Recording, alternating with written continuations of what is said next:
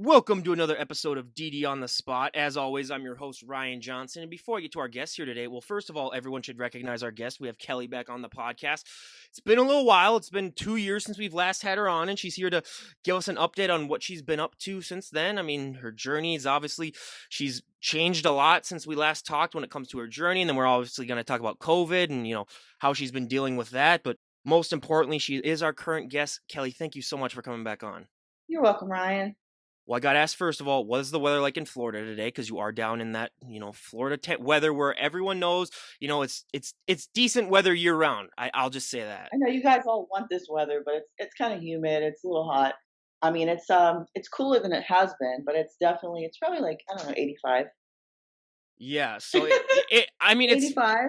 yeah, 85 isn't. I mean, for me, once it reaches above 80, I'm not outside that much. But yeah, 48 degrees here, which is it's sweater weather now. So hey, this is the time you can start eating all the pumpkin pies and stuff like that and put on a couple of pounds because it's sweater weather, so it doesn't really matter. But I mean, yeah, it's just it's fascinating how different the weathers can be, especially if you were to talk to me 2 months from now. But before we get into that, I mean, Kelly, what have you been up to the last 2 years since we talked? I mean, it's been a while.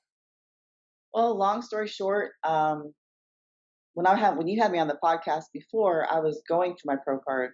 I did nationals, didn't go as planned. So 2 weeks later, I turned around and did the Bahama show, which my brother made me this really cool little thing here, where I went down there for a shot at turning pro because the IFBB Pro League has their pro qualifiers, so you had to win overall, and you can enter the different categories. So I did bodybuilding and physique, and basically, just kind of winged the whole thought of this. The night before, I was panicking because I'm like seeing girls from Russia, all over the country coming over, and I thought, honest to God, like there's no way I'm gonna do it. So um, I just remember sitting in the bathtub, kind of like, what am I doing down here? Turn around, get ready. Overnight you kind of dry out and everything. So when I woke up, I saw a really cool change. Long story short, I ended up winning both physique and bodybuilding overall and turned pro in both categories. So that's just crazy. It was a whirlwind of emotion.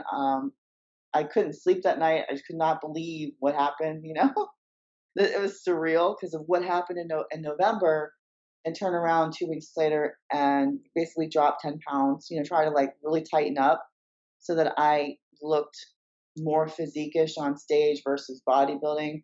But it seemed to work for both categories when I was down there. So you didn't even like flip a coin or anything like that to determine like what you wanted to do, bodybuilding or physique. You always just wanted to do physique. Well, I did figure, you know, with in North Americans 2017, I missed my pro card by one spot there.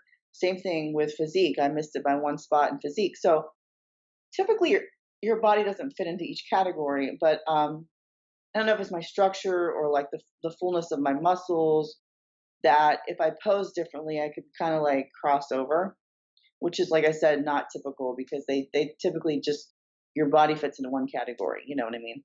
We have heard, yeah, it's extremely rare for people to win. This is the first time I've ever heard someone win their pro card in more than one category, at a time. So it's definitely something that has been unheard of, at least to me. But has your training differed at all in the last couple of years since we last talked to you? Have you mixed things up a little bit? Yeah, I mean, I continue to lift heavier, push myself, really work on like the glutes. Work on. Oh, you always want to bring that up. My back, doing pull ups more often. Pull ups is a huge staple that people like really overlook because they think that just doing pull downs is going to be what gets you there. But I like a lot of rack pulls, a lot of just a lot of mass building compound movements have helped me keep my size on. And what's really interesting to me is that I've had some amazing coaches. I mean, and you know that prior when we had talked, I was working with Bill Anger. I'd worked with this Joe McNeil who used to train Dexter Jackson back in the day. I've worked with coaches that are NPC Florida judges. And I've talked to, some of the IFBB pro judges who also coach and everything. And we've all like kind of talked about different methods. And I think over the years, I've kind of taken each person's what I like about what it worked for me and kind of created this whole thing. So what's cool now is I've been coaching myself, and um, people have said, this year, I'll get back into that, but that this is the best I ever looked as far as physique wise. It's just sometimes when you have to, like, 20 years I've been in this. So it's like after a while you kind of know yourself. And I'm really more intuitive with my training, with my eating. That's really what's made me successful. Well, and you were talking about pull-ups too, and that's one thing that we've heard of, especially with bodybuilders, especially the women that they struggle with is flaring their lats, and that's one exercise that really, really helps with that. So that's one bit of information that I always like to bring up whenever it's brought up. Yeah. But yeah, I mean, just and you always have to be differentiating your training as well. Like you said, being in here the sport for 20 years, I mean, your body's just gonna get used to it if you stick to it for a while and it plateaus. So it's really always ever evolving. But the nutrition is another big thing that I really think when it comes to growing is so important. Have you mixed up your nutrition at all? Yes. I mean, so well, typically like off season or what the people call it improvement season or whatever, I tend to eat more carbohydrates, more fats, um, more timing like wise as far as like around my training. I'll bring in more carbohydrates during like before I train and after I train, and and depending on like what where I'm at physically, what I see in the mirror is what I will do. How I'll manipulate my diet. So, if I'm seeing more water retention, I usually pull back on some of the carbs and fats, and I'll just, do more vegetables and stuff like that. And off season, I tend to do more protein shakes than I do during prep, because it does retain some water. So, but I mean, nutrition wise, yeah, I mean, of course, like I've tried to have a healthy surplus of calories. That way my body grows. What's one body part you think you've improved on the most over the last 10 years or 2 years? 3 years, but 10 years, it feels like 10 10 years, years. yeah, I know, doing all this yeah, it does feel like that, yeah. I honestly would have to say my shoulders and my shoulders and my hamstrings. I used to absolutely hate, like I said, training like hamstrings. It was a really, really weak muscle of mine growing up. I'm more quad dominant, so I think I brought that up a lot. The sweep, I brought that out, and I've also really worked on the caps of my shoulders with new and improved exercises.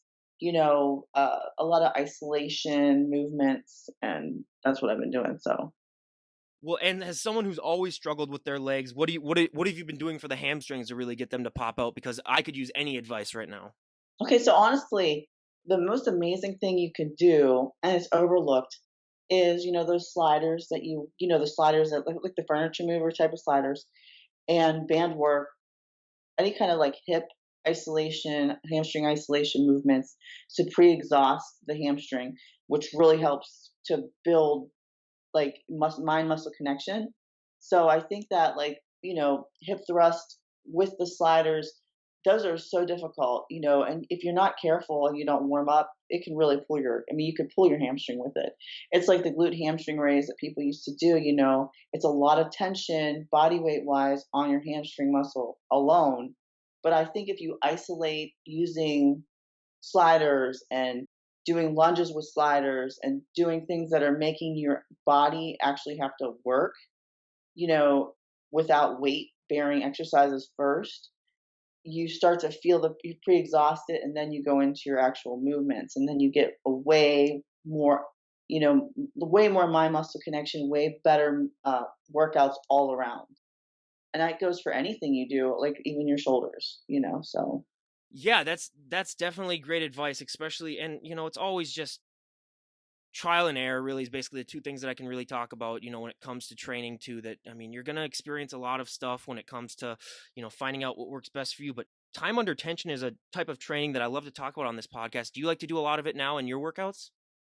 Yeah, I think I've always done a lot of time under tension. I do a lot of rest pause.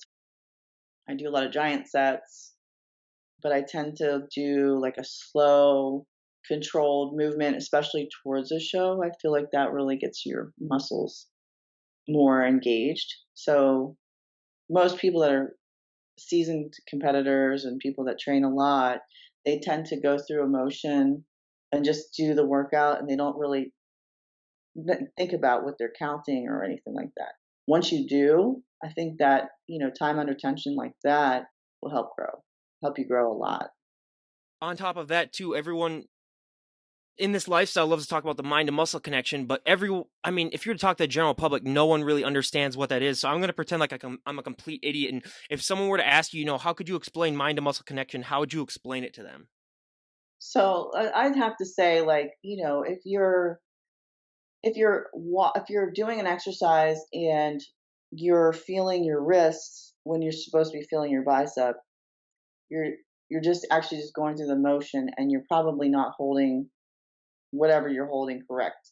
So eventually, if your mind muscle are connected, when you do a bicep curl, you'll feel the peak contraction in the concentric phase of a movement, or the eccentric phase. When you come downwards, you'll feel your mind and your muscle are working together, because you can actually feel the contraction and feel the extension of the exercise.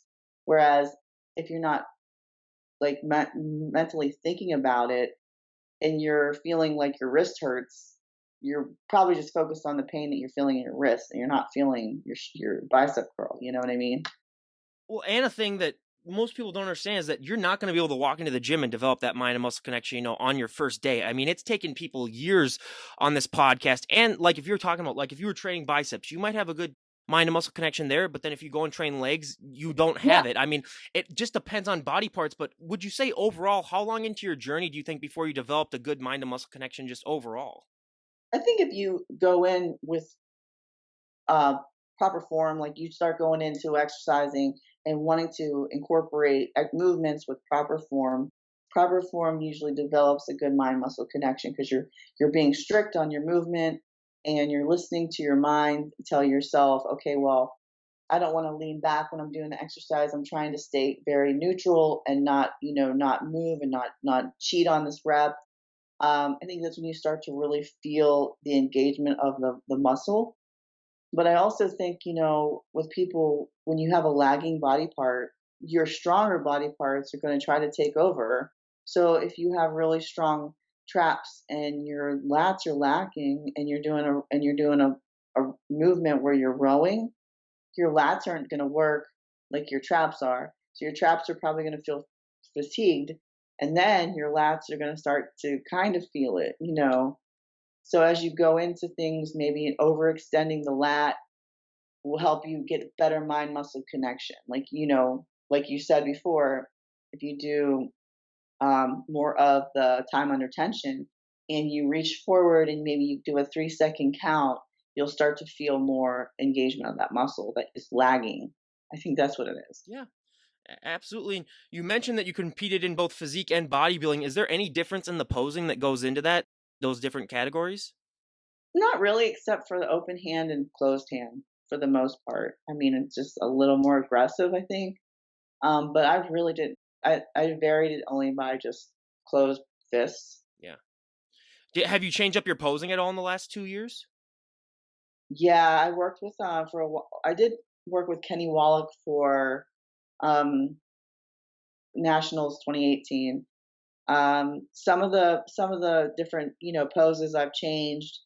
Um, I went back to figure, so I went from national and just turning pro physique, and try to downsize, not knowing what I was going to be like going into at the Savannah Pro and the New York Pro. So I basically just did figure.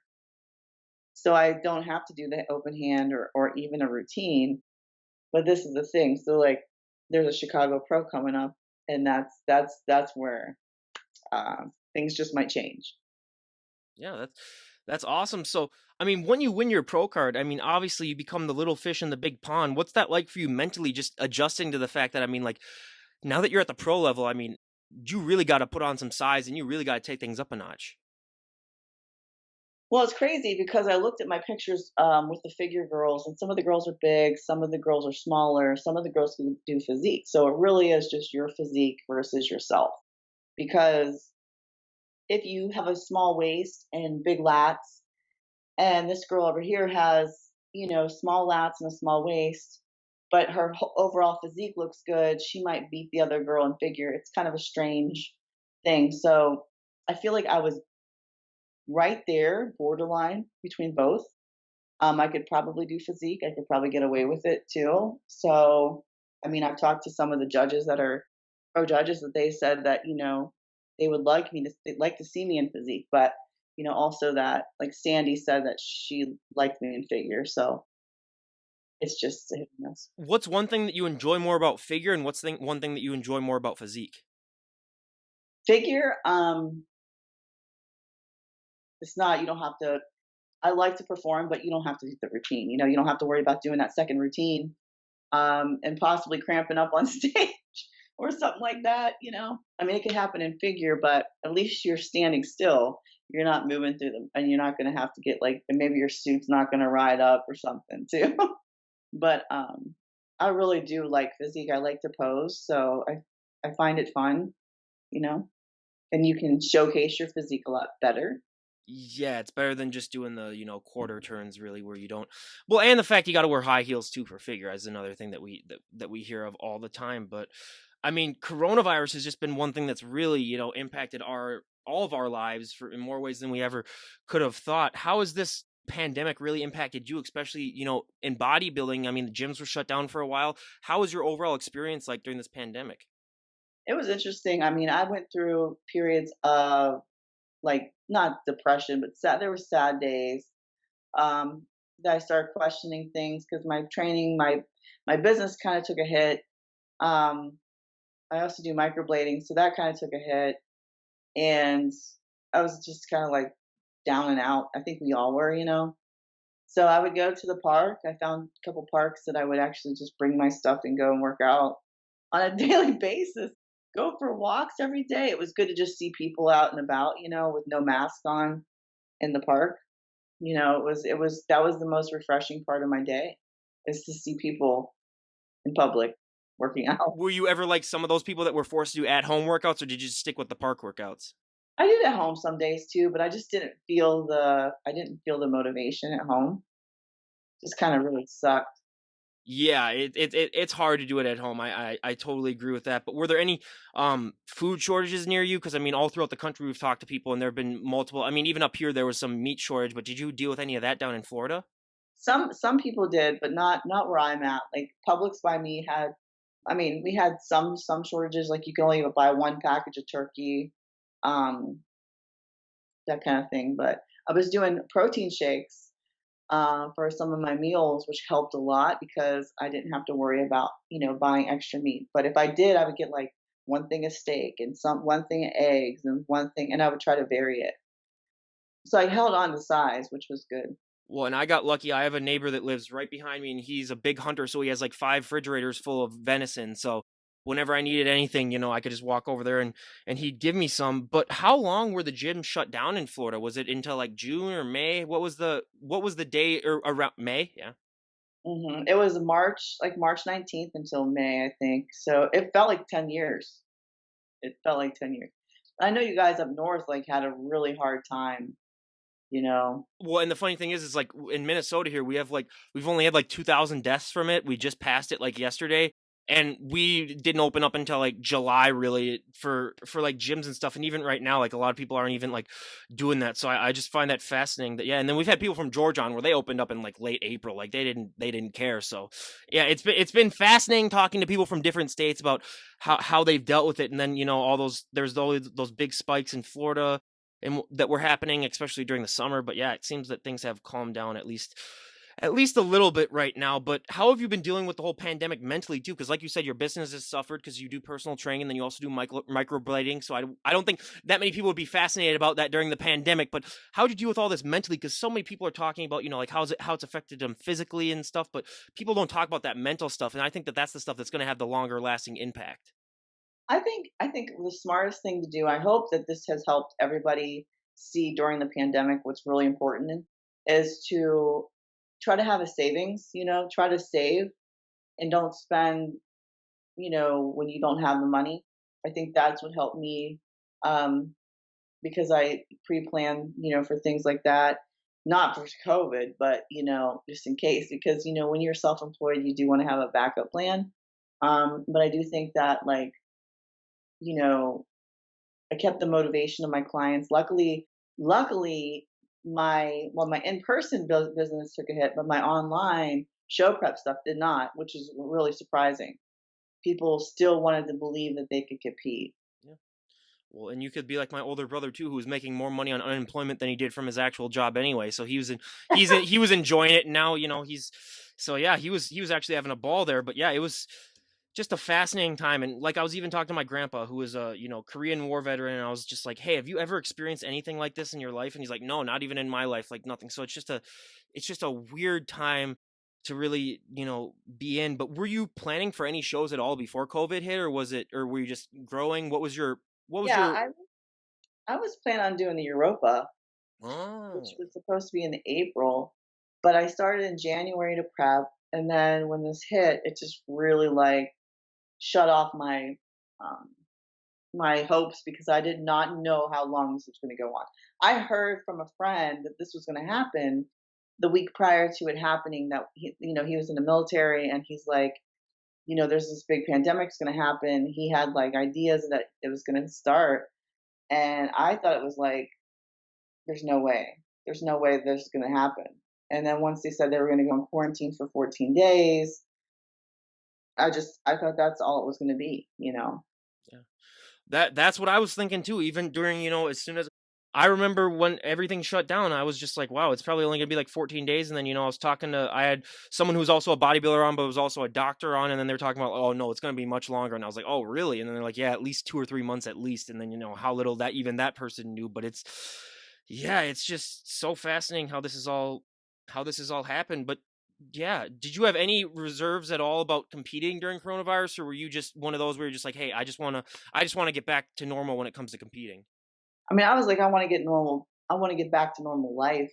I didn't even really at the moment think that any shows were going to happen because they kept canceling them. So I was like, 2020 is just going to be like one you just throw in a dumpster. Yep.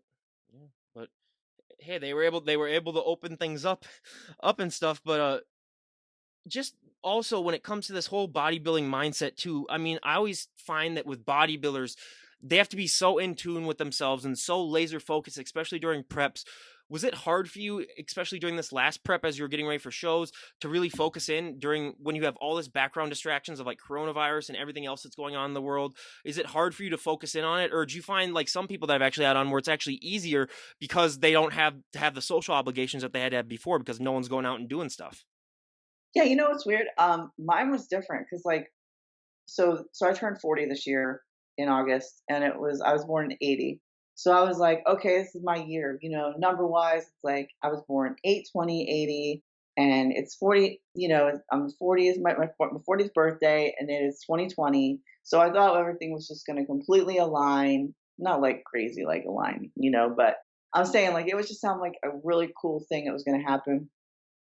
And I was like, I'm going to do Europa, my brother's birthday, and blah blah blah. Well, so I think that because of I turned this into a positive thing, I think, and I was more intuitive, and I told myself 2020 is going to be my year, like just regardless of what happens, whether it's just learning about myself and prepping with what I have and seeing what we can do with it.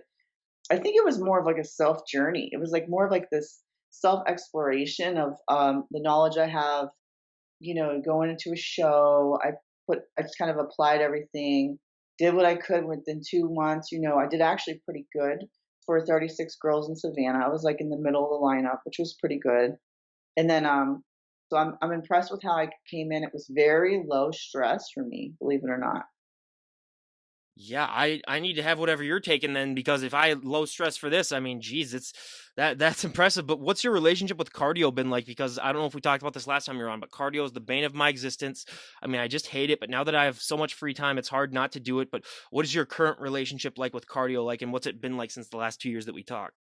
Okay, so I do like for, ramping up for a show, like this past prep I did an hour and 30 minutes a day, which is not a lot to me. I did morning step mill or, hit cardio. I switch it up. I do like a little bit of, or I'll do like 30 minutes a hit and then do like, the long steady state at the end of the day or whatever. And I break it up. Sometimes I was doing 3 sessions because I had like, the middle of the day and I would do 30, 30, 30. I've backed off cardio this time because I'm super lean for the Chicago Pro, which is in 2.5 weeks.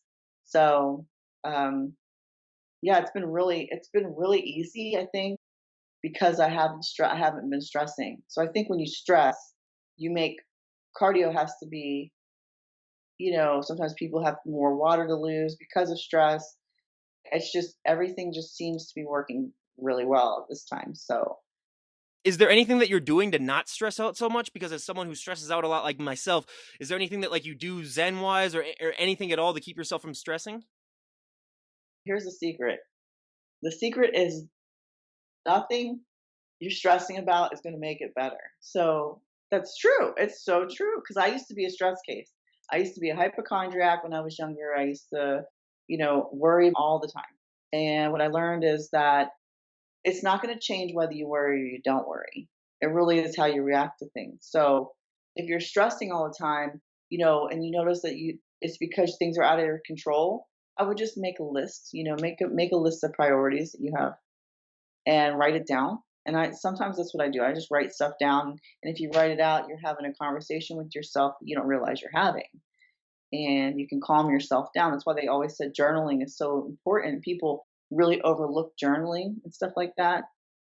No, and I've heard that as well from a few people. So anyone out there, I recommend that. But sleep is one thing that is so important when it comes to your recovery. It may be the most important thing just overall in any lifestyle is sleep. But have you been struggling at all to get that proper amount of sleep? Because I mean, especially in Yeah. this day and age, and with all the cardio and stuff that you're doing, I mean, I can't imagine.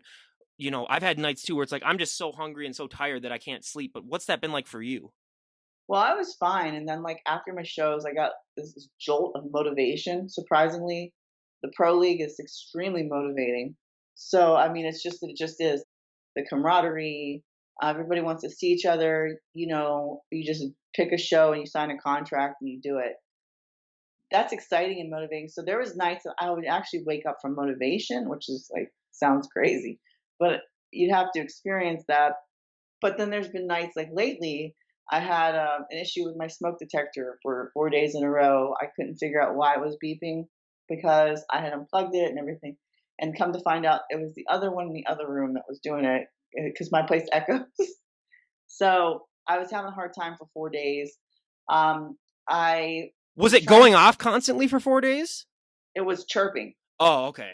intermittent, Okay. which is annoying. I was gonna say Very. you would have gone crazy if it would have been going off like constantly for like Oh 4 days. no, Yeah, I was yeah, going yeah, yeah, crazy. I was yeah. going crazy. Day 4, I was going to rip it off the ceiling. I was losing it. I was losing it. But no, and then just recently, I was trying to work my lats to, I'm trying to. Everybody needs to work the width of their lats, but that was one of my critiques to do a little bit wider in the lats. So I was overusing the lat, and I have a little bit of a, I don't know if it's a tear or Can we just say gun show everyone? We can see the arms. Jesus, they're really popping. Good God, you've yeah. really put How on some about that? size. Jeez. Good Yeah, God, I'm sweating. everyone. No, I get hot really easy. So and I'm like, phew. So, anyways, so I pulled my lat. I don't know. It's like the rhomboid in the area, like back by my lats and it traps. So there's a. That's why I'm moving around over here because I have a really bad knot in the back of my back, and it's like an aggravating burning sensation. I don't know if you've ever had it. No, not myself. But what's it? So how have you been able to get some training in with that though? Because I mean, with all Oh, these it's injuries and it's, stuff, it's yeah. rough. I have to do unilateral stuff because I was benching and I had 40s, and normally 40s won't affect me the way it did, but I went up with my right hand and it's on my right side, and my hand collapsed or it started to collapse on me. So I got nervous real quick, put it down, and I changed my angle, and I got really frustrated because all my pressing movements have been where I don't have mind muscle connection because I have no feeling of the nerve because it's pinching something in the back and creating a spasm. So I mean, I've had a massage. I don't know. We'll see how it turns out. Yeah, and so what have you been doing to try to get that proper amount of sleep though, especially during all this time? Because I mean, I take melatonin personally. That's the only thing that's really keeping me sane during all this. But is there anything that you try to do to try to get that proper amount of sleep? Yeah, I try actually because I like to take naps during the day. So what I do is I try to force myself not to nap because if I nap, then I'm really not going to get sleep right. So I am one of those unlucky people where I've probably only taken like 3 or 4 naps my entire life. I can't do it. And one of my actually I did take one nap during this pandemic and I always hate that. I mean, I can only remember it because I've only taken like 3 naps probably in like the last like 10 years, but that feeling when you wake up and you don't even know what day it is or what time it is, and then you look and you're yeah, like, "Oh, I've only been asleep for like an hour." And then you're just yeah, it's just it's a weird feeling, but yeah, I wish I could take naps though because that would really help me out with things, but I mean, just so many things that you also have to worry about, not only just with the pandemic, but just with everything else in your life, and you're able to keep it stress free. And I really think that that's something that a lot of people need to enforce more in their lives. But I always say during this time in the pandemic, a lot of people want to get in shape, but they just don't have the tools on how to do it. But one of the biggest excuses that I bet you hear of all the time, and I think we talked about this last time, but it's a different meaning now, is that, like, oh, I want to, but I just don't have enough time to get in shape. Like, I just, time is a factor. But if you say that excuse now, I don't know what's going on in your life because everyone has more free time now than they ever did. But what advice would you have for someone who's especially looking forward or looking to get in shape during this pandemic, especially because it's been proven that, the healthier you are, the less likely this coronavirus is to affect you in a negative way? I tell people just go outside. You live by the beach, go walk by the beach. If you live by a park, go out in nature. I think you really connect with that, and you can actually because that's what I learned. I didn't realize how much I liked the park until I started going there every day, and it was being with the trees and like just seeing people, people playing with the dogs, all that stuff. Like it's just I think interaction with detaching from your everyday life. That's how you can get in shape quick. Just go walk, you know, do something active. And if it's freezing outside, like you guys are cold up there, you know, put some, get some, just kind of bundle up and go for a walk too. I mean, I just go skating during the winter. That's my cardio there basically. you But go. Go but skating. yeah, I mean, so and luckily, like I said, I have a treadmill downstairs that I hate to use, but hey, I'll use it. But otherwise, bike rides, yeah, another big thing for me. But yeah, people, if you have both your legs and they're able to work, go for a walk. I mean, that's the easiest way to really get started, and it really helps you. It really helps you get this whole thing started, so that when the gyms, because a lot of people still are right now even afraid to go back into the gym, so that even when things become better, and you go back and you go into the gym for the first time, just have that background really helps things out. But I had a question that I asked every single one of the audience. I had like a questionnaire thing on my Instagram and also on this YouTube channel where people could answer it. And it was during last New Year's, and it was what's one body part that people are looking forward to training the most next year. And it was arms, abs, back, legs, shoulders, hams. I had like 10 different body parts, but arms won by like 5%. So I always ask all the guests that I have on, what's an arm day look like for you? Arm day. Um, okay, it's bad. I haven't trained arms in a while, so I just haven't specifically trained them. I just usually I do, but like I haven't this time. I don't know what the hell. Sorry. But honestly, if I was to train arms, the best arm exercises you could possibly do is superset your biceps and triceps. And I would do warm up with cable curls, like pulleys. Do that 30 reps for 30 three. sets. Jesus, she's really getting a Sure. burn there. 30 Yep. reps for 3 sets. So you'll do 30 of those and then you'll go over and do triceps. And I would start with tricep kickbacks and then come back to the curls. So you're basically pre-exhausting those muscles. And in doing supersets really helps to like engorge the whole arm with blood, which helps growth quick, very quickly. So and that's easier to do it with the arm because the arm's a smaller muscle than to do chest and back because it can really fatigue your chest and back. So your arms I could, I used to get kind of nauseous on arms sometimes, nauseated. Yeah. Well, and again, everyone, don't do 30 sets because you will not even be able to open the door on your way out of the gym, No, everyone. So, you but might like.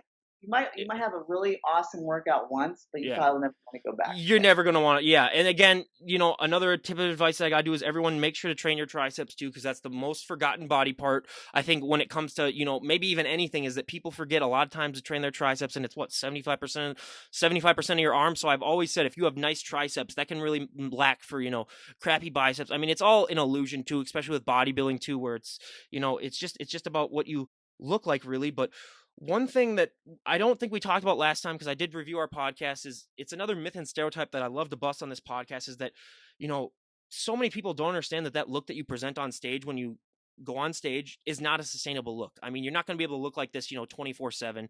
Unfortunately, it's just not the case. I mean, we've had people that have tried to look like it, but it screws up with your health too if you try it. But I mean, unfortunately, it's just one thing where when you get ready to go on stage, you really look in the mirror and say, like, hey, this is the best that I'm probably going to look for a while. But what was that like when you first got started? Because I know you've been in this for so long, of sort of realizing that, like all the hard work that I put into this look, I'm not going to be able to maintain it. Has it gotten easier for you as your career has gone on to accept that, like, hey, I'm going to Yeah. need to put on Oh some yeah. weight? Yeah. Yeah.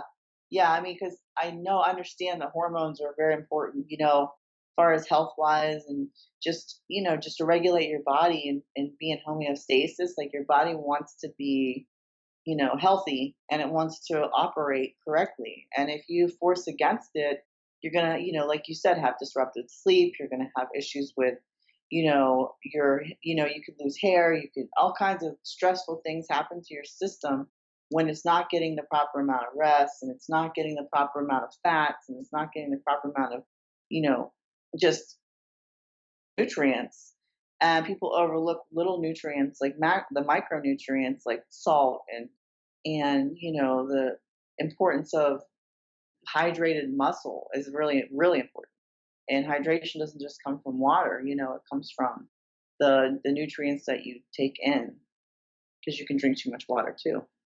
I have figured that out the hard way too. There's been one time where I chugged way too much water and I was getting sick. So yeah, that is something that I totally agree with. It has happened before, but I mean, you have your gallon jug there. So how many do you like to do, a gallon a day or a gallon and a half? What's your current water intake like daily? A gallon and a half right now because I don't want to have to push it because I usually water a load. So the week of peak week, I usually would drink more water until the day of, and or the day before. And I don't want to have to push my water up to like 2.5 gallons because then you're on the brink of like hyponatremia And where then you're not you even going to be able to sleep. You're just going to be going to the bathroom constantly. well, I go to the bathroom constantly anyway. So that's what I said about my smoke detector. I said, you know what, if I'm gonna take this down, batteries out. I'm like, if I don't wake up from smoke, definitely gonna wake up from peeing. So, TMI, but yeah. Hey, no, I struggled with that as well. Where I mean, it got to a point where I was just thinking of like, hey, whenever I move into my own house, I'm gonna have a bathroom installed like right next to my door, basically. Then, so I don't even have to, get up. But yeah, it's the little things that people deal with when it comes down down to this lifestyle too. But yeah, I mean, just so many fascinating things to talk about. But blood flow restriction training is another thing that I've heard a lot about. Have you experimented at all with that? Because we've had some people that have talked about it, and I just find it kind of fascinating. You mean occlusion training, like with Where the where they put, bands, like, something, like, the on their bar? arm, or they put Yeah, something on their leg yeah, to get, like, really yeah, veiny and stuff? Yeah, yeah, yeah. occlusion. Yeah. So no, I have clients do that. I've tried it a few times. It works. I mean, it's obviously going to pull blood into the muscle, which you're trying to create volume in the muscle anyway. Or you could just do giant sets where you have a lot of volume in the muscle as well. I just don't feel like unhooking straps, and just strapping, for myself.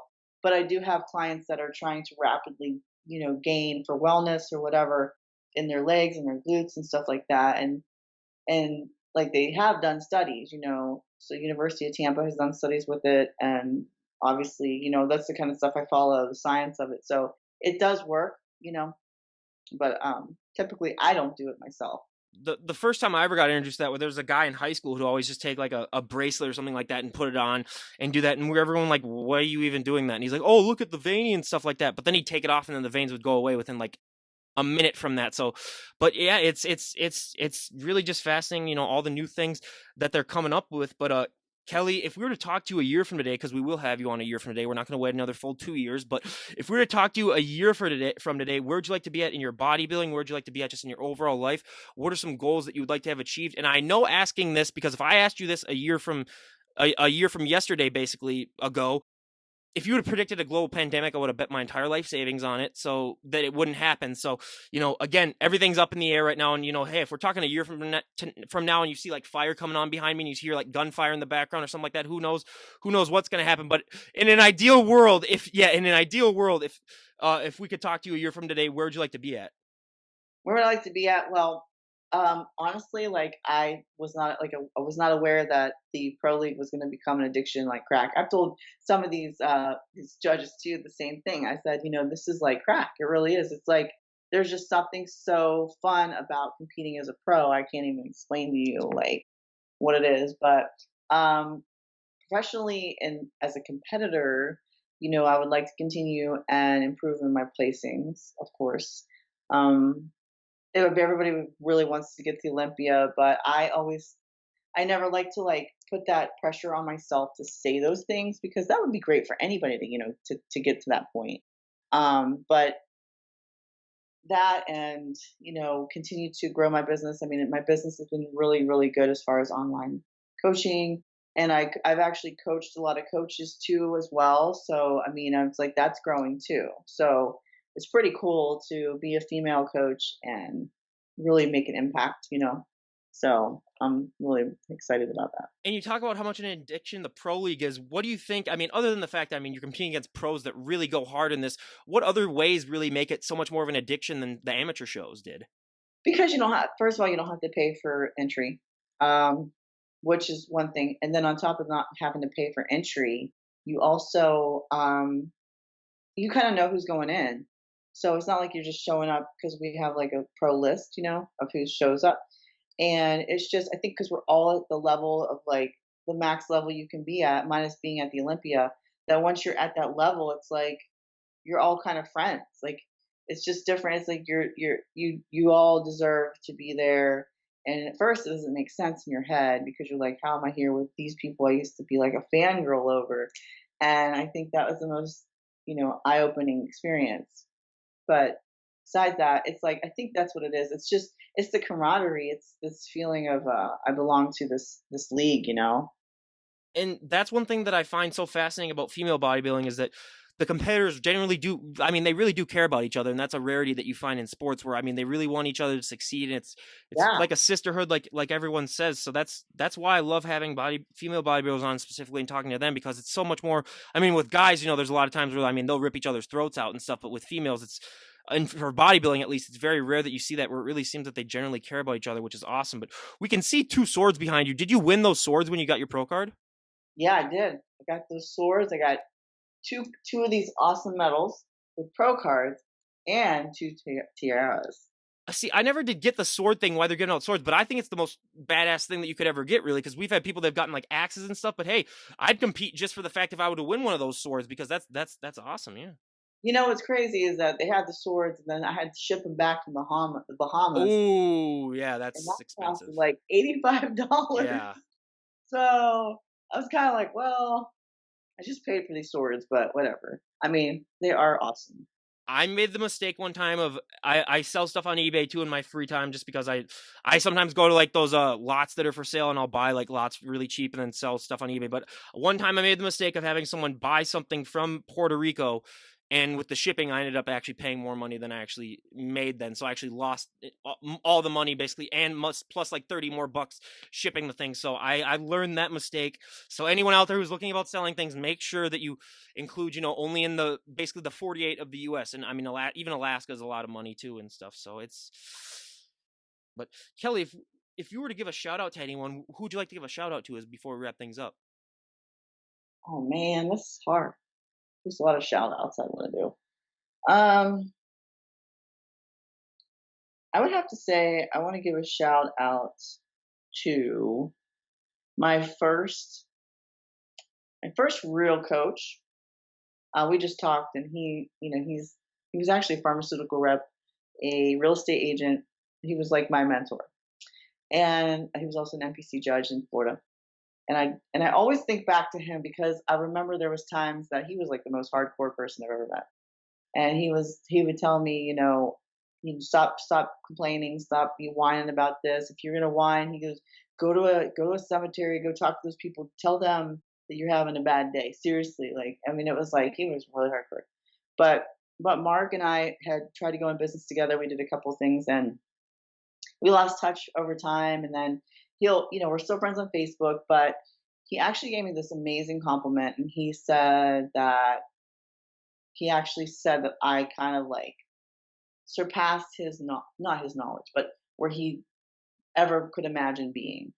And I got really choked up just recently over that because it was like this feeling of like full circle. Everything came just around full circle. I mean, it's just incredible because he wanted to turn pro once, and he was coaching people for a long time, and now he's not. But just all that is just like it's like this. I can't even imagine how to. I can't. I mean, I can't even explain how this feels when after my first pro debut and all that. The people that just the things that have been said.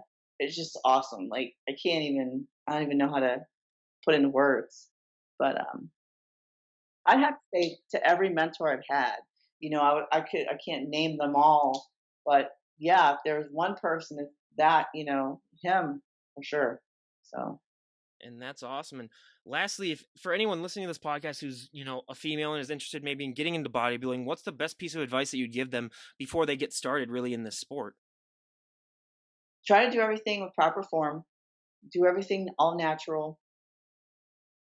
Don't try to take any excess hormones or anything like that. See where your body can get on its own with proper form and nutrition, and continue to learn and really like be look at yourself more objectively than critically, and look at yourself as a piece of art that you're trying to create, and not so much at your flaws that you don't like.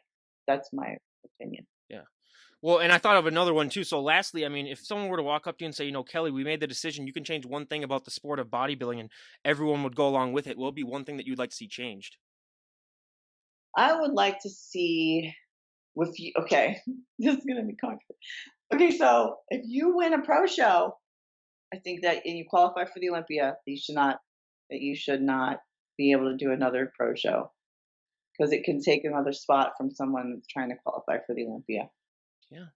We've had people on that's occurred to, and yeah, that's one thing that I agree with as well, where it's like, yeah, you could compete. Well, I'd say let them compete, but then if they win, just have the person next to them that Yeah, finishes, have then second. they compete. Yeah, yeah, Exactly, yeah. exactly. So yeah, absolutely, because it's like, yeah, who would want to? Yeah, that's a stupid rule too. So yeah, it would just be like for some of the sports that I had growing up, where if you'd already qualified for the state tournament, and you were playing in a tournament, and let's say like I was in the runner-up team, and that team ahead of us had already qualified, then we'd get the state qualification.